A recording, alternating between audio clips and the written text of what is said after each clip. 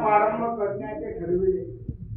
सायंकाळ झाली म्हणून तो परिस्थितीच्या सौजन्य वासुदेव देवकीचा पुत्र श्रीकृष्ण भगवान विष्णूचा अवतार. आता सुखमुनीने सांगितलेले भगवंताचे चरित्र अपार काही तुम्हाला सांगेल. आता मध्यंतराची वेळ झाली आणि फलाहारासाठी उठलो. सुताने सांगणे बंद केले आणि वृक्षाखाली शीतल शिवार आपल्या आसनावरून उठले.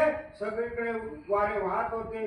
सौनपुरुषे अन्न मुख्य ऋषींनी समर्थ उत्कृष्ट आणि फळे फुळे अन्न सिद्ध करून ठेवले होते ते आणि भूक भागविण्यासाठी मित्र अन्न ग्रहण करण्यासाठी उठले. आता 9वा स्कंद श्रीकृष्ण जन्म. सुताने त्या दिवशी दुपारी कथा पुढे सांगण्यात प्रारंभ केला आणि ते म्हणाले,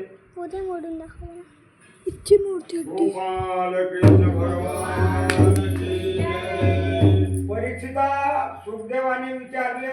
सुखदेव, सूर्यवंश चंद्रवंश याचे वर्णन आपण केले.